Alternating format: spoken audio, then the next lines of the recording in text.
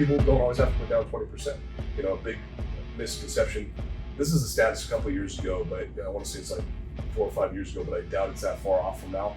It was something like in the 60s. It was like 60-something% of people to this day still thought you needed a 20% down payment to purchase a home. All the time. And I'm like, 2 out of 3 people call it, who are contacting you. They're like, hey, I want to buy a place, but I'm not in position, or maybe it prevents them from, calling their agent because they're like, well, I don't have 20% yet to put down on the purchase, and I'm just like, take that out of your mind. You know what I mean? It's like, are we keeping this property? Great. Well, let's keep it. We can work with a lender that, can maybe apply, the rent to offset your debt to income ratios. Great. That literally just washed out this payment. Now we've got this full other payment that you can qualify for because this payment's washed out. Welcome to the Uncensored Real Estate Podcast, where nothing is off limits. If you're interested in buying, selling, or investing in real estate, and you want to learn some of the insider secrets and uncensored truths from the true professionals in and around real estate, you've come to the right place. Now, let's buckle up for the uncensored truth about real estate and join your host, Brian Cardenas. All right, welcome everybody to the next episode of the Uncensored Real Estate Podcast, where nothing's off limits. And we just wanted to welcome in today a very special guest we've got on our stage here. We've got Jonas Funston from the Epic Phoenix Real Estate Group with us today, and hopefully he's going to bring the heat and teach us some stuff about real estate that we don't already know. And that's what I'd like to say. Welcome to you. Thanks for joining us. Appreciate it. Thanks for the invite, and great to be here, and looking forward to kind of talk and shop. Hopefully we can drop some nuggets today. So Jonas, we've got a lot of craziness that's gone on in the real estate market over the last, couple of years, but the last 6-8 months have been kind of nuts. Mm-hmm. What's the latest kind of trends, things that you're seeing out there in the marketplace that people should be aware of? So I think, coming off of such a strong seller's market, I think it's kind of sobering just how quickly the market's evolving, right? So, I mean, you guys are seeing that on your end on the loan side. We're clearly seeing that on our end on the real estate side. People are very, they have very short memories.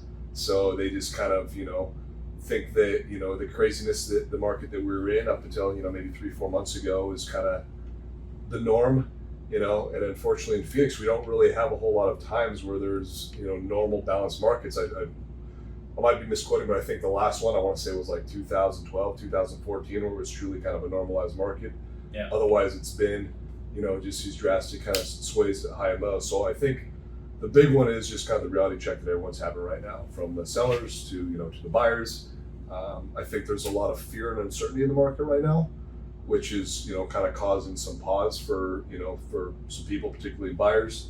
You always get the people that try to, quote unquote, time the bottom, or, kind of make their decisions based on fear instead of, rational and that sort of thing. So we're just in a weird transition right now, because we went from one extreme to the next, and the big thing is it just happened so fast. It wasn't like a slow turn. It wasn't like, turning the Titanic. It was like a speedboat whipping around, right? And so that just caught everyone off guard. So I think it's just kind of reevaluating, Yeah, it felt like mid-June was like with the surprise inflation numbers, and then the Fed reacting to that, and rates going up, and it felt like the brakes just got hit like real hard. Almost got some like slammed, right? Because I mean, in regards to the Fed's quantitative easing program, that was supposed to be something spread out over 8 or 9 months, and they initiated month 1, and by month 2 they're like, never mind, we're ripping off the bandage. I mean, this is happening quick, so there was no adjustment period. And I think the big one is, besides the real estate component, which we feel, it's just people are just getting it from everywhere, right? So it's like, finally gas prices, feel like they're finally coming back down to reasonable levels, but inflation 40-year high, gas prices were just obscenely high, rents were out of control, we're coming off a year that had 28% appreciation, rates shot up, astronomically high, people's stocks were dropping, people's crypto was dropping. It's like there was no relief anywhere, right? Yeah. So it's one thing when you have one segment being affected, but when it's like all of them simultaneous, it's just havoc, right? Yeah. So when you have buyers that are in that fear mode that you're talking about, with all these things going on, what do you advise them? If they're thinking about buying a house, let's say it's for a place to live, not an investment property. What's the advice that you give to them? I mean, the advice ultimately is, they essentially have to find a place to live regardless what that looks like, right? So, clearly I would never place somebody in a property if I feel the bottom's going to fall out of the market. You know what I mean? But you look at what your options are, in regards to if you don't already own a property. It's like, what's your situation? Are you living with your folks? Are you graduating from college and kind of moving back to town? Are you relocating from out of the market? Are you in a rental? What's your circumstance, right? And the rents in Phoenix have just been astronomically higher. So unless they have a free place to live, that's not really a break for them. There's not a lot of that stuff around, is there? Free places to live? Not a lot. You know what I mean? I know my parents, when I was 18, I got the swift, boot to the ass. So I was out quick. But yeah, I mean, you just kind of evaluate and ask what their goals are. You know what I mean? Short-term and long-term goals.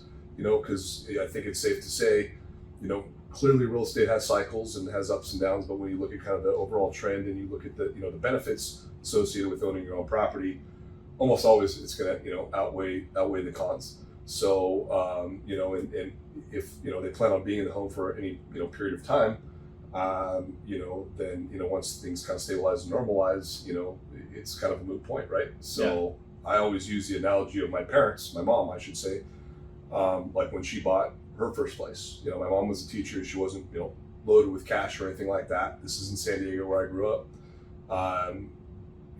When I take it back, it wasn't her first place. She bought her first home coming off of divorce from my dad. So I was very young. So she was single mom at that time. Teacher salary, not making a ton of money. At that time, I think she qualified for like $120,000 or $118,000. This is like 1983, something like that. Right.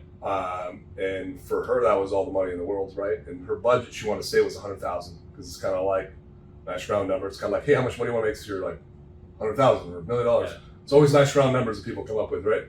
So she ended up buying that place for $118,000 and half acre lot in North San Diego County, freaking out.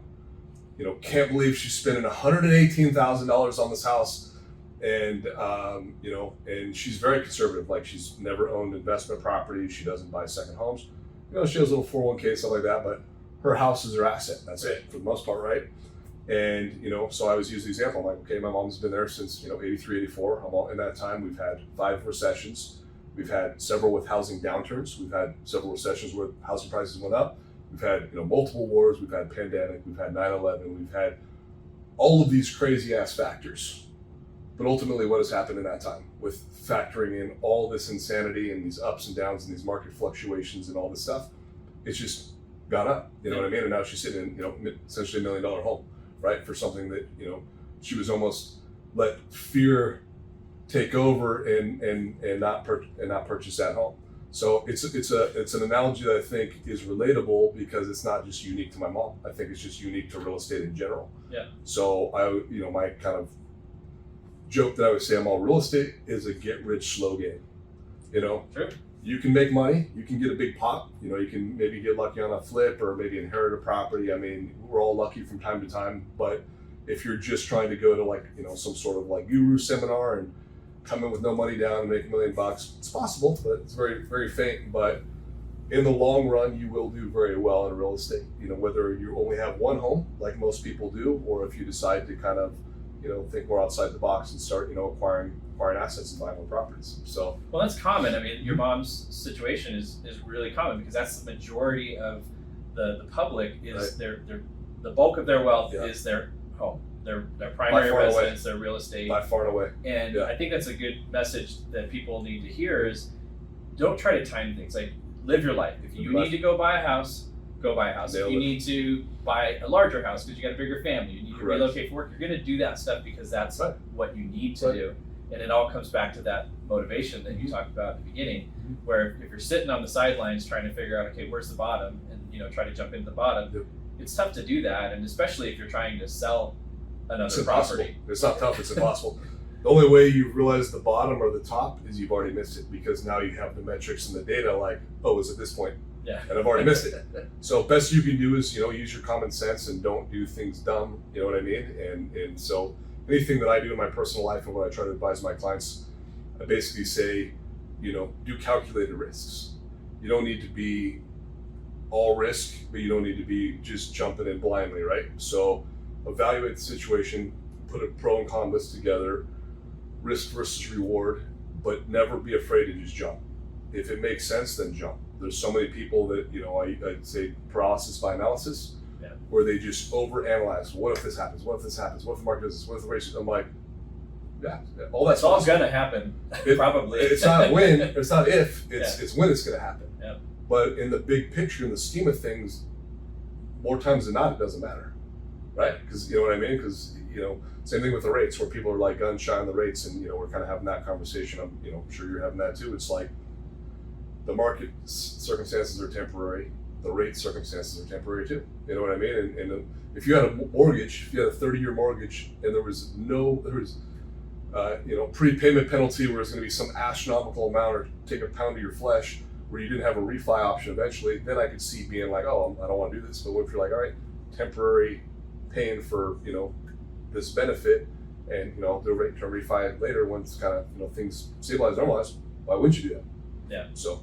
Yeah, I mean, trying to time things with the rates is even worse than trying to time it with the market, because nobody's in a loan for 30 years anymore. Nobody even hardly stays in a 15-year loan anymore, and those opportunities to restructure the financing and put yourself in a better cash flow situation are usually abundant. And especially if you really look and analyze where the market is at right now, there is going to be an opportunity in all likelihood in the relatively near future to refinance. So people should not be trying to put things off.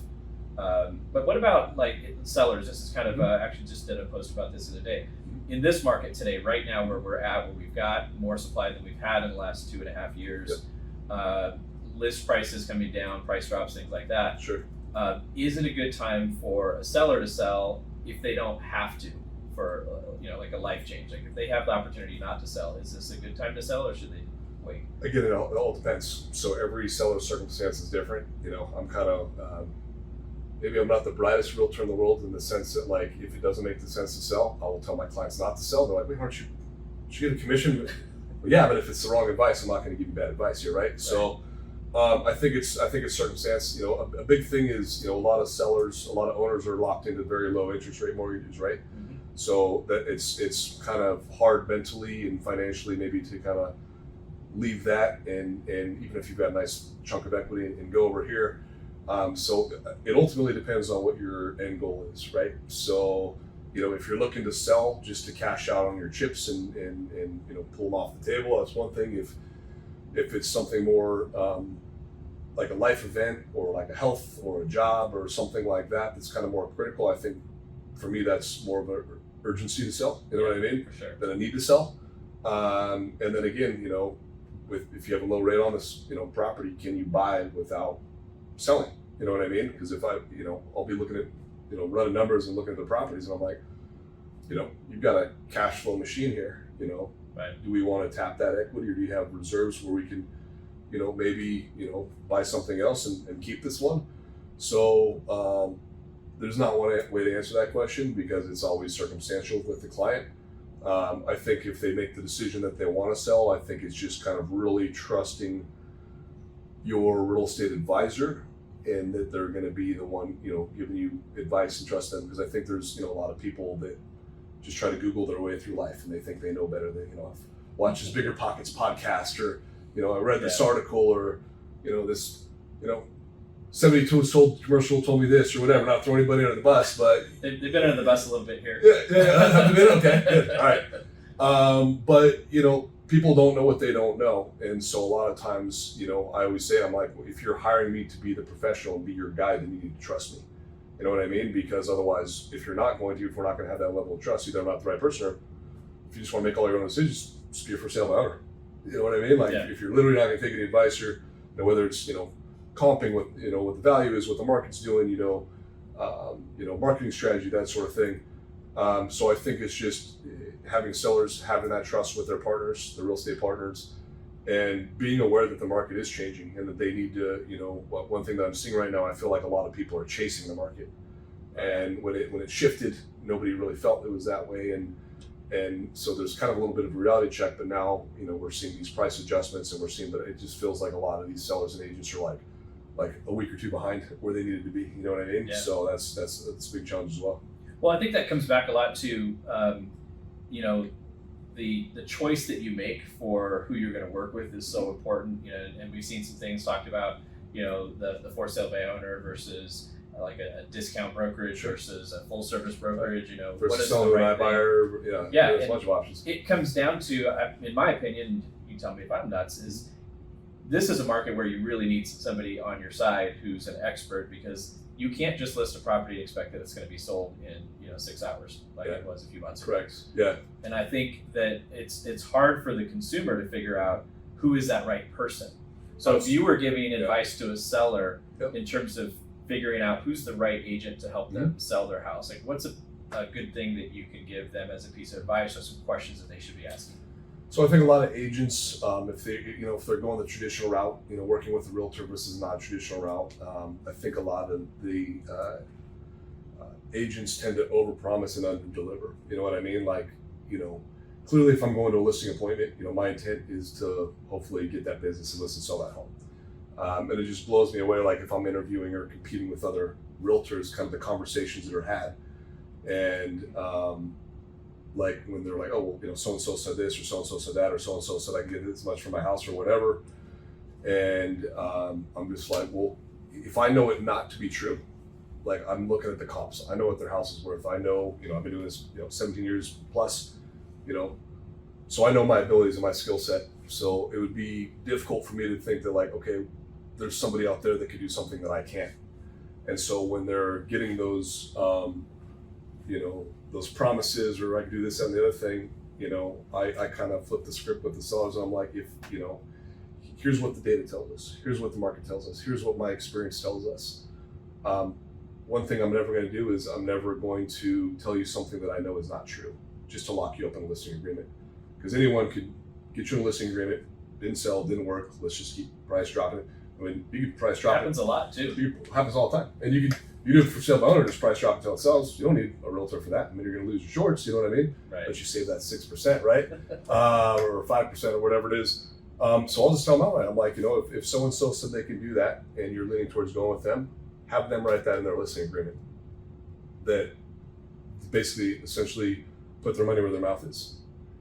And if they're not willing to do that, that's telling you that either A, it's not true, or B, they don't have the confidence for what they're telling you that they'll be able to deliver it. So big one is just, make sure, you're doing due diligence. A lot of things that a lot of times people will just go with a realtor because there's a million of us out there. I think Arizona, is one of the top 4 states, like per capita, with more realtors than most of the country. So a lot of times those, my neighbor or my nephew or my hairstylist or whatever, and I'm like, it just blows my mind, because I'm just like, you're gonna trust somebody that doesn't have a lot of experience or skills to arguably do the biggest transaction of your life? Like, to me, that sounds insane. Like I always use the analogy of like, I've never had to get LASIK, but I'm like, I want the guy that's done like 3,000 of them, not the guy that's done like 5 of them. You know what I mean? Like, so same thing with real estate. You know what I mean? So I think that's a big one, is just not, just going with an agent solely because you know them, or because it's convenience factor. Make sure you're getting the right person. I mean, if they're your hairstylist, I mean that almost qualifies them to sell a house, right? Totally. I mean, if they know how to do color and blow and print, absolutely, for sure. Yeah, it's tough for the consumer, because I think the statistics bear out that most people go with the first person that they meet, and I think sometimes people either they don't want to do the legwork, maybe they don't know who to go to next.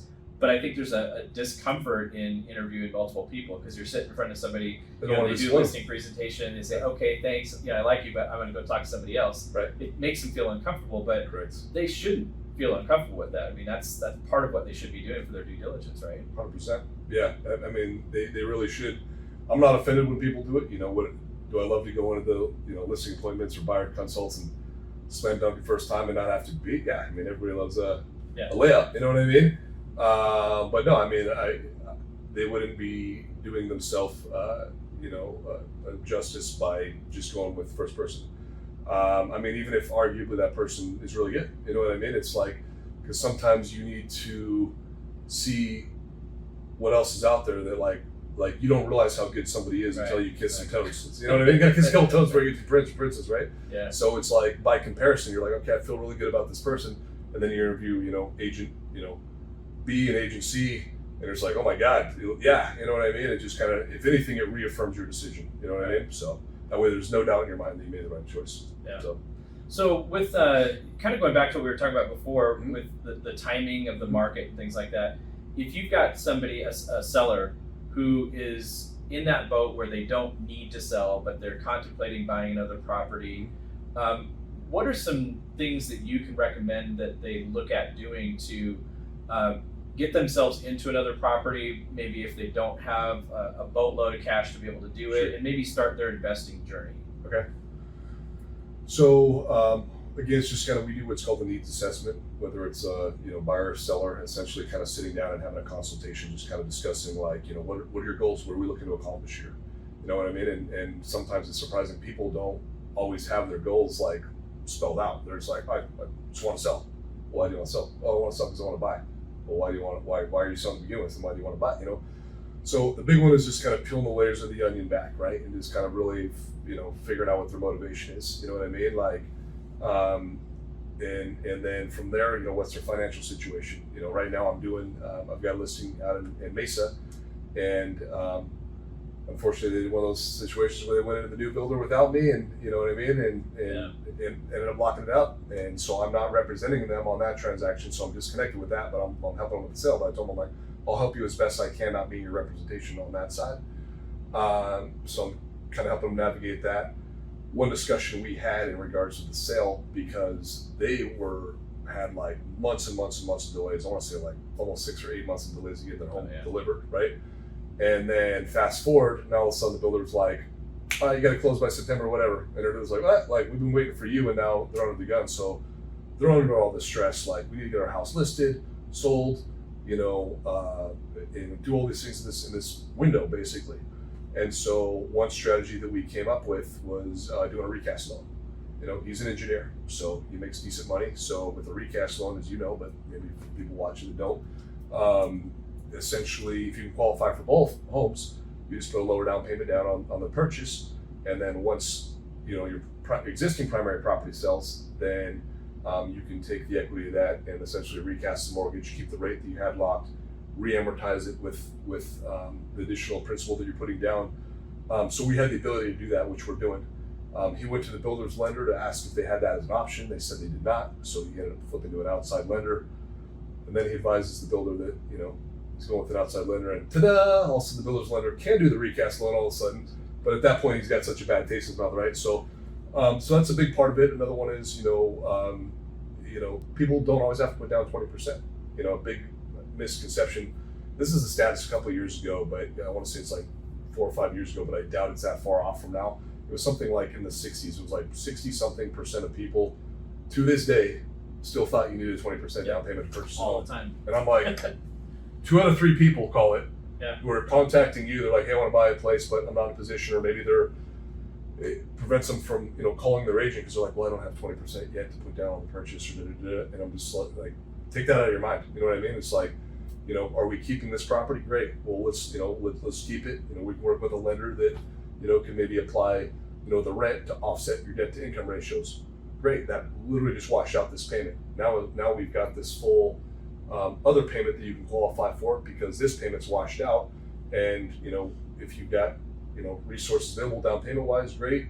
We don't have to put down the 20%. Let's say we're doing FHA, or we're doing a lower down payment conventional, or VA if you're fortunate enough to have that as an option.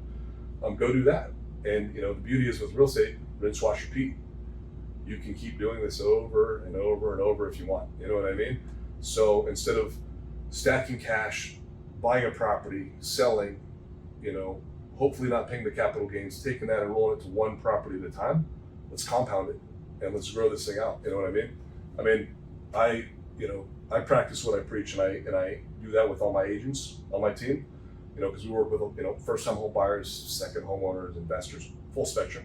But I'm like, if you're advising your clients to do something, you need to either have done it or do it. You know what I mean? So I'm a big proponent of real estate investing. You know what I mean? Building wealth through real estate, passive income, and that sort of thing. So that's something that I'm passionate about sharing with my clients and kind of showing them the playbook on how to do the same. So Yeah, and that's something that I think we try to have that conversation with all of our first-time buyers, because when they're buying their first home, yeah, they've got the blinders on. That just, I want to get into this house, I want my first house. But we'll talk to them about, hey, let's think about this, 5 years down the road. Like, where do you want to be? And we talk about that strategy. It's called house hacking that you're talking about. Use your low down payment, get into the house, live there for a year. Right. And if you haven't planted roots, in the ground, in the community, you don't have kids, and you can still do this with kids, but it makes it easier when you're easier. Right. It's easier to be mobile. Live one place for a little while, then keep that one as a rental property, and then go to the next one. Use another low down payment loan to get into the next one, instead of trying to accumulate 15, 20, 25% down to buy an investment property. Right. It's a great strategy to get people started in investing.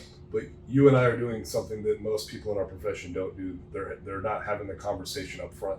Yeah. You know what I mean? Like with all my clients with the first time home buyers, like I'm walking them through that process and what that looks like, but I'm already pre-planting the seed as far as like the next 2, 3, 5, 10 years down the road. Yeah. And I can't tell you how many clients I've had that they're ready to buy my second home. Let's roll this one to a rental. You know what I mean? But had I not had that conversation, or had you not had that conversation when you're taking that loan out, it wouldn't even kicked it off. And then, once they, see how easy it is, you know what I mean? And they're like, man, this real estate thing's working out, and, the tax benefits and this, that, and the other thing, then it makes sense to them. Then it just clicks. And now it's just like, okay, I get it now. But, one thing that I think frustrates me the most about, call it our education system, there's no financial literacy with this. No. Like a lot of this stuff, I learned on my own, or I learned by seeking the information, or I learned from other people. And so it just blows my mind how much time and money is spent, going to school and learning all these things. But then when it comes to basic fundamentals of how to invest, how to save, how to buy real estate, how to do stocks, how to do retirement, all these things that get people in trouble, or get people in a position where they're never able to retire, or their retirement's very bleak, or they're paycheck to paycheck, or they're constantly racking up credit. It just blows my mind. You know what I mean? And so, I try to kind of shift that focus and hey, here's how we're going to get you to your financial goals by way of real estate. And it's not just real estate. I mean, there's a lot of other pieces involved, but for me, real estate's the biggest component of that. So yeah, I think that the consumer out there, one of the main things that they should be looking for in a real estate professional, mortgage professional, is somebody that's going to help them think long term on stuff, because it's so easy to get with all the advertisements that are out there, and the lack of financial education. People, like I said, they get those blinders on, and they're just thinking about what's right in front of their nose, and they're not thinking about down the road. And we even deal with it on interest rates. People get really focused on interest rates, and a lot of the advertisements that are out there with these big companies, they get people focused on the interest rate, and they kind of bury in the fine print, what is it going to cost you to get that interest rate that we've got you so focused on. And when you look at the grand scheme of things, if you're looking at a time horizon of maybe 3 or 4 years before they might make a change either in their loan or their housing situation, oftentimes people are making mistakes today because they're not thinking long term. You get a bunch of unnecessary costs to get this rate for a super short runway, basically. Yeah, I mean, some of the stuff I hear a lot recently about the buy downs, the 2-1 buy down. They got a lot of talk a few weeks ago, and everybody's talking about it. Yep. And then the permanent buy downs. I mean, there's some value to those things, but you got to think about this a little bit more long term than just today. Give me your impression of the buy down, and whether it's a good thing, bad thing. I know you're probably going to say it depends on the situation, which is what I would say too. Yeah. But maybe give the pluses and minuses of some of that stuff that people might be hearing about. No, I do think the buy down serves a purpose in this market. I don't know if I completely buy into the permanent buy down option. Permanent buy down option is great because, obviously the permanent buy down option, but it's so expensive to do that. Because essentially you're front loading a bunch of the interest that the lender would have gotten, right? So you got to front load that. So that money needs to come from somewhere. So I'm seeing a lot more of that on the new build side because the builders have a lot of inventory right now, tons of inventory. They kind of shifted to a spec model, and then it's kind of perfect storm, and then the market slowed down, and now they have this inventory. So they're doing a lot more of that. They have a lot more, I guess, room as far as dollar amounts to work with incentives with buyers. The 2-1 buy down, I think is a great option for somebody that really wants to get in a home that maybe can't go to a seller and get such a massive, closing cost credit to offset that. And for me, as a buyer or as a realtor, I would advise them to do a permanent buy down option just based on the cost. The reason why I think the 2-1 buy down makes sense in the current market conditions is, essentially it's going to give you 2 years of runway, which doesn't sound like a lot, but when you look at most recessions, and we could argue whether or not we're in a recession depending on who's we're talking to, and what the latest definition what's is. the latest definition if we're moving the goalposts and that sort of thing. But most recessions are 18 to 19 months, and when you look at the average recession, and you look at statistically from like the 70s, I forgot when they started tracking interest rate data, it was like 70 something, right? I think in the mid-70s. Mid-70s, right. So when we look at ever since that's been tracked currently, the starting point for where rates were pre-recession to the end point were almost identical, or they're very close. Sometimes they're a little higher, sometimes they're a little low, sometimes it's on par, but it's very close. So going into this, we were 3 or low threes, right? 3.25 maybe. Will we get back to that? Will we get back to 2.99? Maybe, probably not. I think that was circumstantial, but will the rates, come back down? Generally, the worse the economy starts doing, let's use that, the housing market, housing market inflation, they had to tamper down. Once that gets under control, you can only do that so long before the economy starts going off the tracks. So the way to spur the economy is housing, right? So rates come back down again. So if we look at these cycles and we look at these trends, then that shows us that, hey, a 2-1 buy down may be a good option, because this is going to kind of make it more palatable to realistically what may be something that we'll be able to kind of rate term refi you in when we kind of come on the other side of the tunnel. So I think it is a good option, for those particularly that are payment conscious or don't have the ability to maybe eat a higher payment temporarily. So if they have those dollars or if they have those incentives, if they're just fronting the cost to do it, as a buyer, I don't necessarily see the advantage as much, because again, kind of to my point, I think we're going to get back there where they can eliminate that, and upfront cost isn't really going to outweigh the amortized cost. But if that's something that we can get from a seller, or if we can get from a builder, 100% good. Yeah, I think that the source of the money is key, but then also the person's financial situation. Right. Like, are you doing this because you need that lower payment? Right. That's kind of risky just to be in that situation at all, because that payment is going to go up. Right. And you're Are you comfortable where it's going to readjust? You got to be okay at Exactly. that end Right. payment. 100%. But with the prospects of a refinance to a lower rate being pretty good, it gets pretty expensive. Even if you've got the seller or a builder paying for it, the alternative would be taking a price reduction for that same amount. And the payments, it's interesting, because if you're looking in the short term, again, if you take a rate reduction for the concessions from the seller, your impact on your payment is much more substantial. Your payment's going to be a lot lower than if you took a price reduction. Correct. But if you refinance in a year, right, that price reduction would have been a lot more valuable. Right. So I think it's just Timing too. making sure that you are aware of those choices and those options, and then ultimately the consumer's got to be the one to make that choice. But you need an advisor talking you through all of these things and showing you what are the possibilities of being able to refinance, in less than 2 years if you're on that 2-1 buy down, and can you afford these payments and all that kind of stuff. So well, I think a lot of people don't amortize look at amortization as a big picture. Like I always tell people, I'm like, hypothetically, if you're like my mom and you're in your house for north of 30 years, which is almost double anymore, I think the average in the US now is like 8 years. Yeah. You know what I mean? So, let's use that metric. Then it's going to cost you a lot of money to do this. You know what I mean? Like if you bolt it on, or if it's a higher price or lower price. But if it's like 3 to 5 years, 7 years, 8 years, doesn't really matter.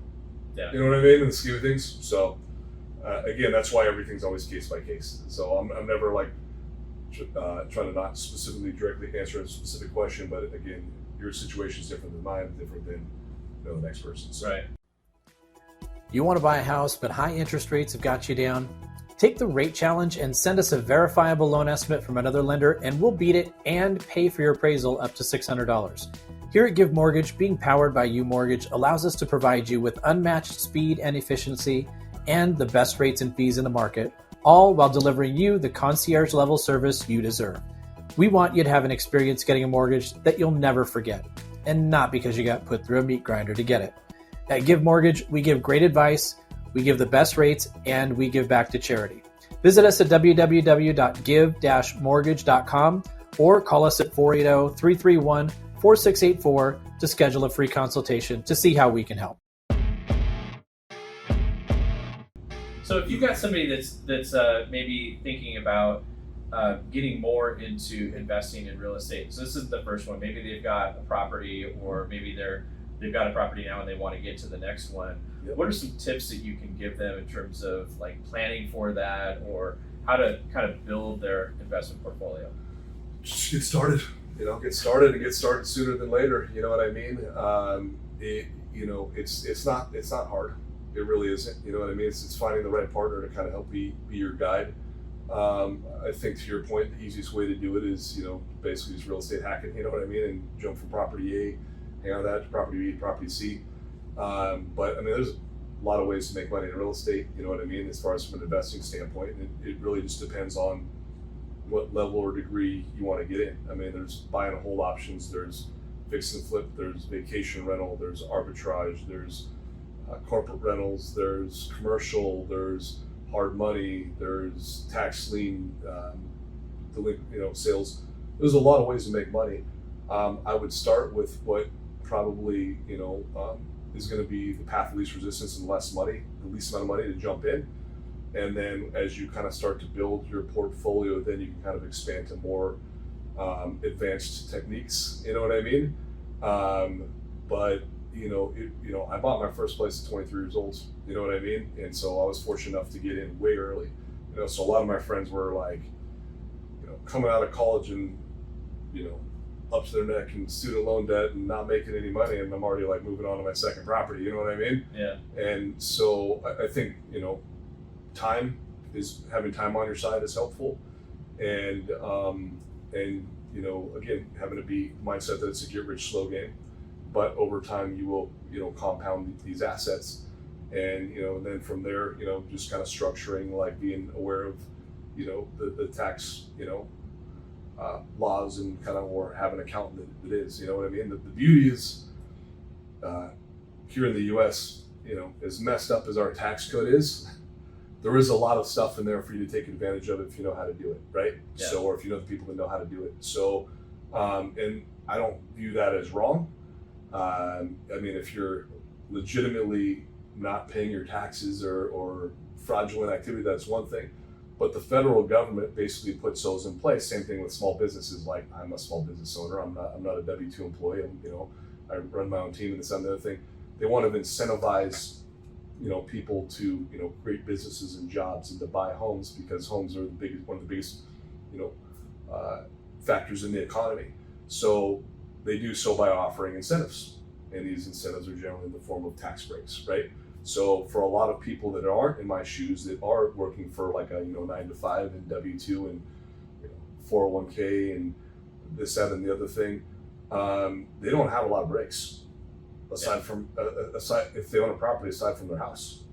And so the more breaks that person can have, the better. So that means acquire more properties, or if you're like in my shoes, where an independent contractor, I can write off a bunch of stuff, great, fantastic, but I still want to write off more, right? So I think, being aware of that, how to do that, understanding the strategies, how you're reinvesting your money, taking advantage of, capital gains exemptions, taking advantage of, 1031s, taking advantage of, self-directed IRAs, and moving funds from retirements where you can borrow against it, tax and penalty free to, invest freely as you want. A lot of people are in a position where they could do this, they just don't know it. Yeah. Because again, not having that financial literacy, you know what I mean? Yeah, and in the last couple of years too, it's presented an opportunity that I think people may not know that they have. I mean, if we're looking at, combined, 40 to maybe 50% growth in the value of somebody's home. It's crazy. There's a lot of money sitting there that you're not tapping into, that you could use to go do a lot of these things that you're talking about. The power of leverage. Yeah, and that's something that annoys me, because we deal with leveraging and debt all the time, and people think, oh, that's a bad thing. It's not. And it's not bad. There's good debt and there's bad debt. And it's knowing how to utilize your debts. You know what I mean? Like, Donald Trump doesn't buy properties cash. developers don't buy properties cash. You know what I mean? Like generally, I should say, it's taking on good debt and bad debt. Getting those write-offs and deductions. By leveraging, instead of doing one property, you can maybe do 2 or 3 or 4, right? Or this property that I have is now letting me leverage property A to property B, and so on and so forth.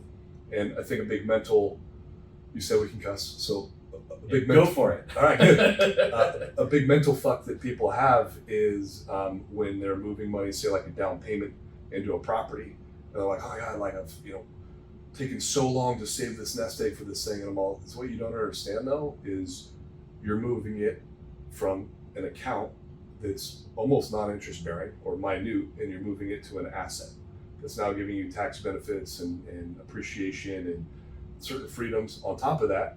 Secondly, it's what your lens is. So I'm like, you think of this as you moved it from Bank of America or Wells Fargo or Chase or whatever. Because all you've done is you've moved it to the bank of your property. That's it. That money you didn't eviscerate the cash. Yeah. The money didn't disappear off planet Earth.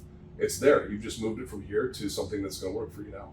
You know what I mean? And especially now when you look at like the current, inflationary environment that we're in, real estate has always been an inflationary hedge. So instead of, you don't want to be sitting on cash right now.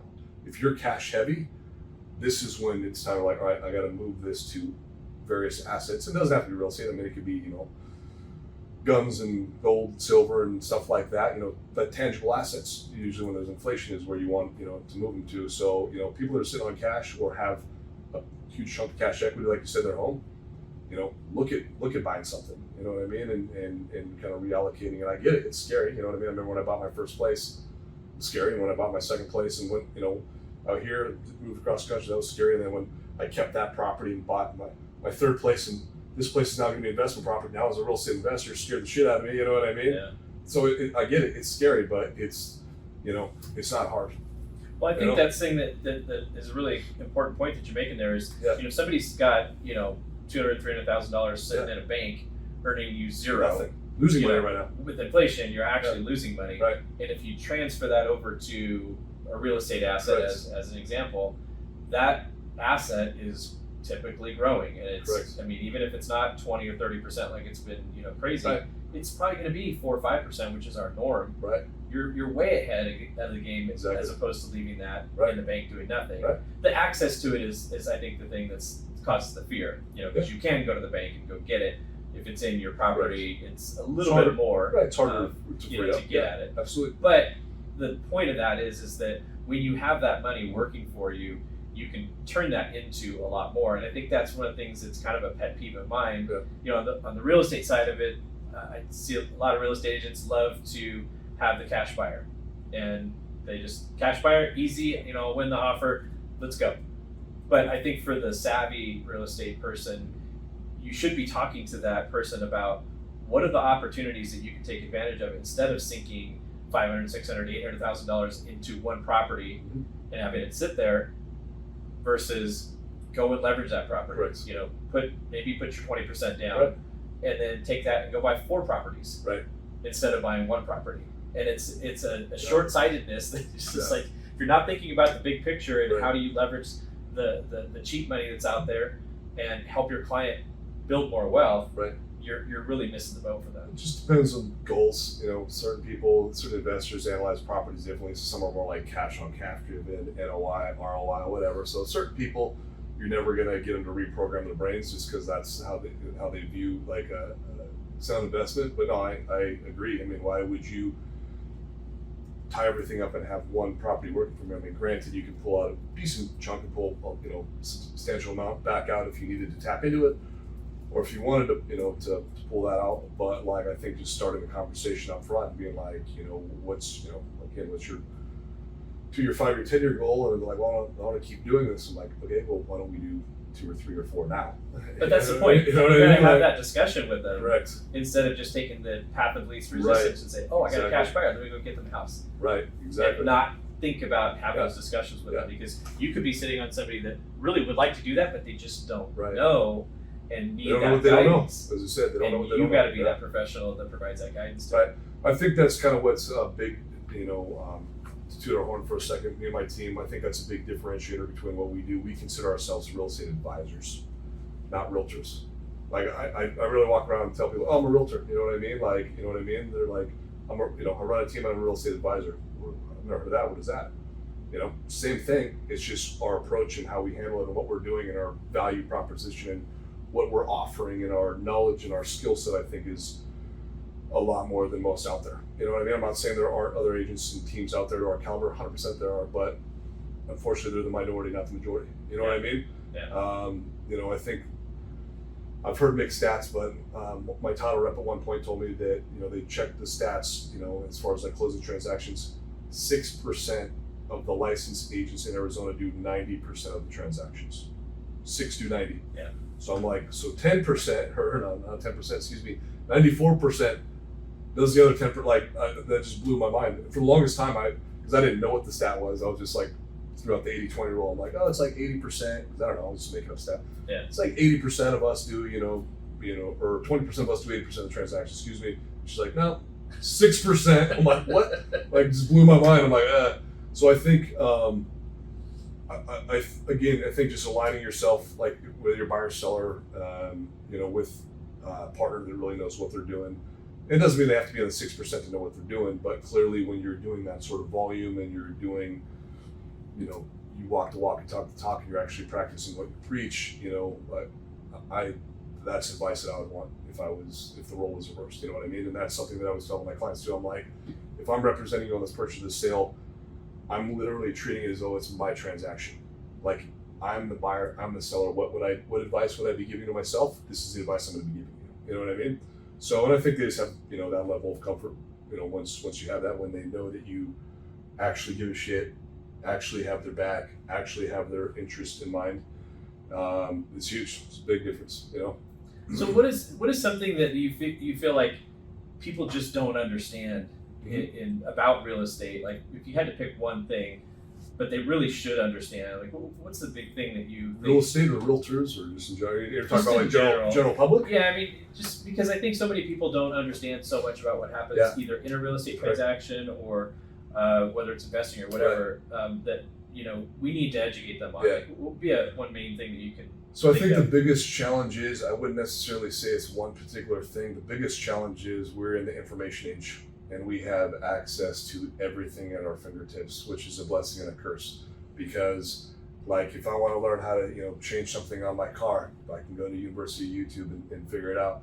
So it's a great tool, but that's all that it is. It's a tool, and it does not substitute the value of somebody who's a professional, number one. Number two, you know, I always say, like, you know, whatever you're looking for, whatever information you're looking for, you will find it. Both sides, literally the exact same topic. That's You're a good point. gonna find whatever you want. You will find it to solidify what your opinion is, or maybe it's not even your opinion, but it becomes your opinion because now you're getting bad or wrong information or half true information. So the biggest thing is people generally don't, unless they are in real estate or unless they are a real estate investor, most people don't buy and sell properties enough to, like, be fluent at real estate. So I mean, let's take the 8-year average. If I did one thing every 8 years, I would suck at it. If I played golf once every 8 years, which is about right now. That's why I shoot when I shoot. Yeah, exactly. Then I would suck at it. You know what I mean? So it's like, you know, like you can't master something doing it so infrequently. So it's twofold. It's not just online. It's what my friend said or my coworker said, or where they kind of start questioning you as far as, like, there's always somebody that somehow knows better than you do. I'm like, oh, the gal at your salon that's in the other booth doing the hair with other, like, she knows. The expert, the real The estate expert, you know what I mean? She knows better. Or I feel like I'm picking on hairstyles a lot, so let's pick the different. The plumber, you know, like, but, you know, there's a lot of bad advice out there. And so oftentimes I'll find people that will, like, buy into that bullshit. And they're like, well, so-and-so said this. And so then you have to go back and unravel how it's not correct.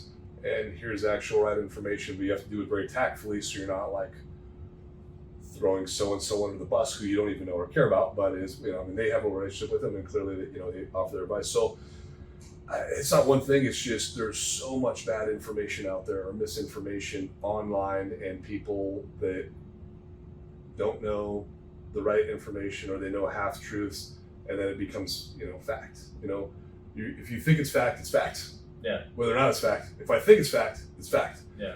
That's the biggest challenge. And then just kind of working with them to like properly educate them. And more times than not, I think people are open to it and like want to learn, or like, oh, I wasn't aware, or I guess they're dumb, they didn't really know, or I guess it was on this ridiculous site or something like that.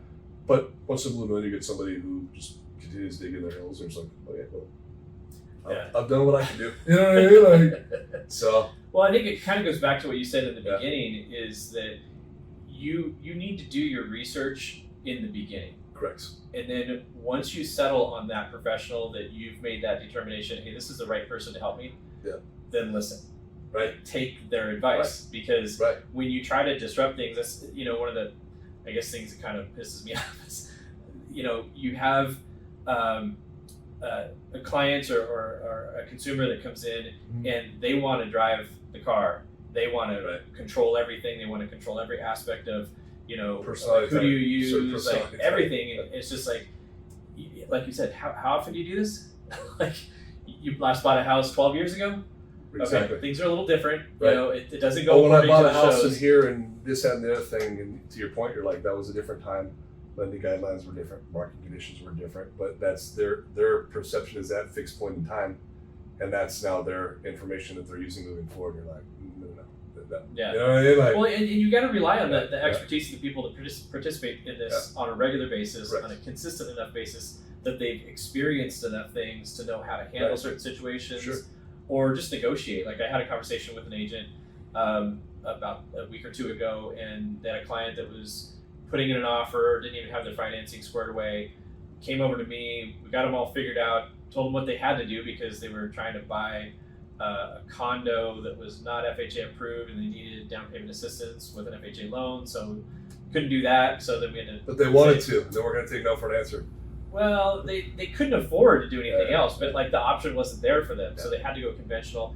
Numbers didn't work, and I said to the agent, I said, well, here's what you need to do. You need to go in and you need to request the seller concessions. You need to get 3%. We need to use all of that to cover their closing costs. Then they're going to squeak by with the rest of it. He's like, I don't know if we can do that. And I said, well, it's really an option. It's what has to happen. Number one, if you want to get this property for them, this is how it has to go. But didn't this property just have a price reduction? Yeah, they just went down $10,000. Okay, how long ago was that? That was almost a week ago. How long between the time that it went on the market and before their first price reduction? It was about 2 weeks. Okay, so you're a week later, and the agent's already told you they haven't had any other showings. They don't have any other offers in hand.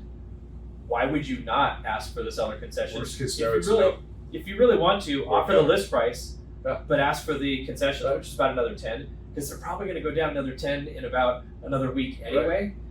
You got to ask for it. Like, just go ask for it, because they can say no, and maybe you have to come up a little bit, but the comps were likely to support it. But I mean, I guess I just use this as an example of somebody who's not doing enough business to know how to negotiate on behalf of their buyer in a strong enough fashion to help the buyer get what they need. Confidence. You have to be confident. You have to, in part, confidence can be through experience or know-how, but just presenting yourself. Like, I mean, if you're a realtor or a lender and you're calling and I'm on the other side or vice versa, and you're just picking it like, you're just going to eat this guy alive. You know what I mean? Like, you're not intentionally going to, but there's like, who's going to be driving the transaction? You know what I mean? So like, they just have to have that confidence. And when you were telling that story, it just kind of got me thinking, like, flipping the script for a second on the loan side. This happens more in your world than in our world, but like, they'll go to a particular lender, and then lender A will be straight up with them or look at their loan scenario, and they're like, yeah, here's what we need to do, or we can't do this loan. And they go to lender B, who maybe 6, 12, 14 months in the business. Oh yeah, I can do this deal. Oh, yeah. They're like, dude, guidelines are guidelines. Well, unless it's a portfolio loan, you know what I mean? Like, guidelines are guidelines. And so people will go to where they want yes men and women, where they're going to get a yes. They want to hear what they want to hear. But the problem is, and then if you're the agent, you know, the realtor, the buyer, or helping that buyer, and you're not, you know, savvy enough or in the know to know that that's incorrect to advise your clients, now you got the blind leading the blind. Now you got the lender who doesn't know what he's doing. You got the amateur realtor who doesn't know what he's doing. They're putting this deal together, and you know, hopefully the gatekeeper is going to be the listing agent to vet this and be like, hey, dude, this isn't going to fly. And then they may not know, and now you're putting a deal together, and everybody's set up for failure. And you know, giant shit show. Nobody knows what they're doing. 2 to 3 weeks imploding. Buyers pissed off. Sellers pissed off. Yeah. You know, it's a disaster. It's a mess. So again, it's just kind of partnering with the right people, and you know, knowing what you know, and if you don't know it, that's okay too. I mean, I don't get stumped often, but from time to time, somebody asks me something, I'm like, holy shit, Go figure it out. I don't know. I actually don't know. Well, let me find out. You know what I mean? Or let me call Brian. You know, if it's like a loan related thing, and be like, hey, that's news to me or whatever. I don't want to give you bad information. Let me check it out and get back to you. People appreciate that. You know what I mean? Like, you don't have to always have all the answers. You know, but if you don't bullshit them. Yeah. And make sure you're going to the source and getting the right answer. You know? Well, the thing is that everything in this industry changes so rapidly, and at a moment's notice. Yep. So to tell somebody that I don't have the answer right now, it's completely okay, and it's legit, because you're better off going and double checking the thing that you thought for 95% you were sure about, but that little 5% you're not sure, maybe something changed. Like, go check it out. Bring back the answer, get it right, because that's the most important thing, is getting it right. Like, you don't want to start down the wrong path and then gotta shift gears later on after people are already spending money in a transaction and, you know, invested in it, or maybe got their house sold. And the worst thing in the world is to have a surprise at the end. The problem is that 5% could be your ship sinker. That could be your torpedo. Oh, you know what I mean? Absolutely. Like, it's like 100%. So no, I mean, I totally get it, but nuts.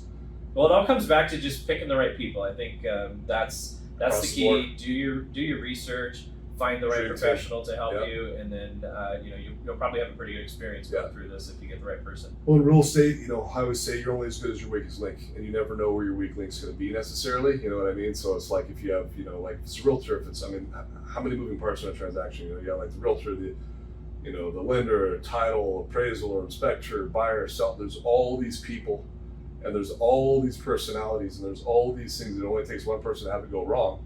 So the more we can control, and when I say control, I mean like, it's our way to have, but like, hey, here's why I'm advising you to use this lender or this title company, or I've got a great experience with, this contractor, whatever.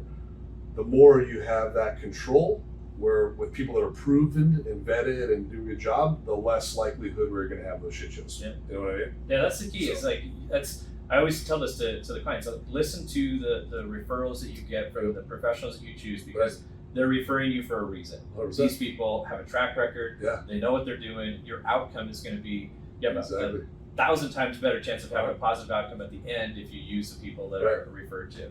And the big thing for us, as the professionals, is longevity in this business. We live or die by our clients. Mm-hmm. So I think there's a lot of people that are transactional in this business.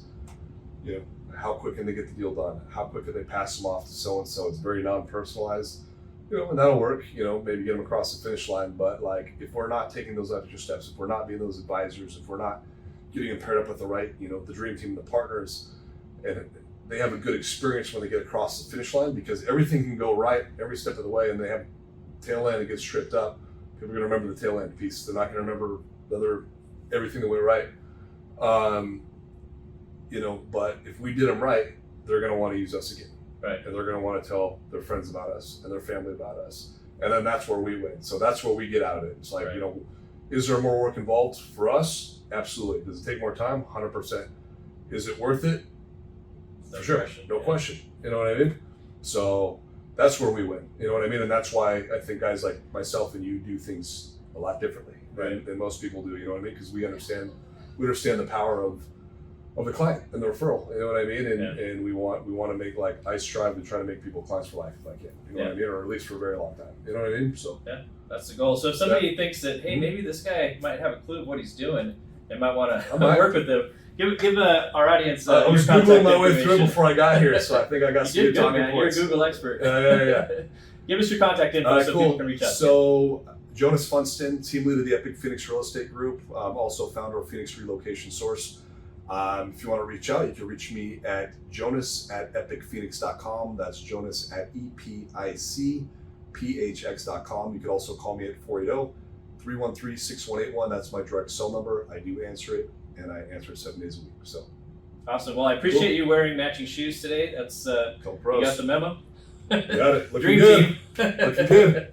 All right, man. Appreciate you coming on. Pleasure. Thanks for having me. Thank you guys for joining us, and remember to check back in next week for our next episode of the Uncensored Real Estate Podcast. Take care. Thanks for joining us, and please remember to go and subscribe, like, share, all that cool stuff to help us grow, and come back to listen to our next episode.